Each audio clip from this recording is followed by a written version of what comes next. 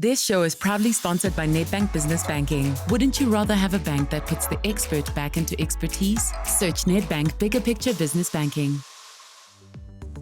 18 months ago, Zoom and Teams were hardly part of anyone's vocabulary, and cash may have still been preferred over cards. Fast forward down the line, and digital enablement is a must for businesses, big and small, to survive. COVID-19 has forced many businesses to ramp up their digital offering.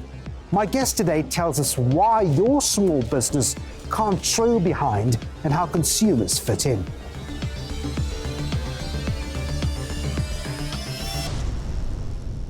So before COVID-19, if you were a small or medium-sized business and not embedded in the digitized economy, it was a mere challenge.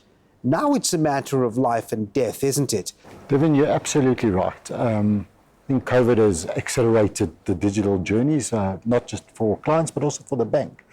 Thankfully, the bank has been investing in digitizing its services and making those available to clients over a number of years, and it's been significant investments. What happened to those businesses that didn't catch up? This is a harsh world. Some of them would have closed down.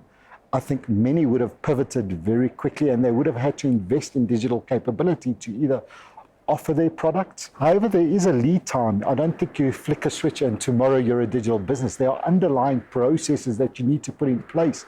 Is it an easy and affordable shift? It has to be based on a sound strategy on what is your offer to clients. Digitizing a business is not simply, I have what I have today and I offer it in a digital world. In some cases, you have to evolve your product offerings. You have to look at your pricing differently, how you market differently. You don't reach people in a digital world on physical channels. I would imagine there's no doubt that once the pandemic leaves us, the consumer market online will remain significantly or more or less the same. You wouldn't see a sudden change, would you? I think there's been a heightened awareness around the art of the possible and what digital can offer in terms of convenience, in terms of your ability to compare much faster, the safety element to it, the ability to shop from multiple establishments and have a full basket arrive in your home, but you haven't traveled to different stores. It's all well and good to be enthusiastic about the shift, but there's also a bunch of clients that might be very wary about stepping into the world of digitization, especially given the risk of cyber attacks. I believe at the moment it's possibly the number one risk facing business in the country. I would say from a banking perspective, there's been significant investment in digital security.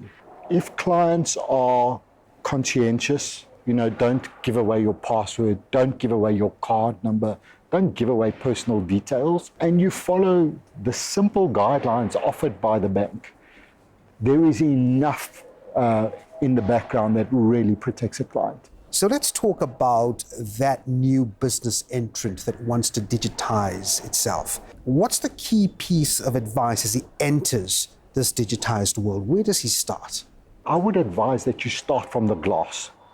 Take it from a client-centered perspective, and that's something that we've done as a bank that says, forget what you know today. Take your experience and render it through an 8-inch piece of glass. How would you make it work? Take it from the life of a client, not from what you have and want to push, but rather, what does the client need? How would I offer this in a digital mechanism on the glass, in a easy-to-use, safe design, and make sure that you have the processes to support a digital business, which is real-time.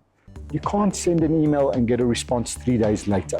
Stelios, thanks very much indeed for those insights. Thank you. Well, the business case for a strong, secure, and efficient online offering is clear.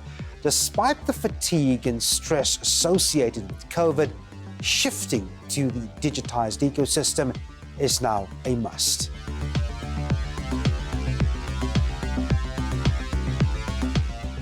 This show was proudly sponsored by Nedbank Business Banking. Wouldn't you rather have a bank that puts the partner back into partnership? Search Nedbank Bigger Picture Business Banking.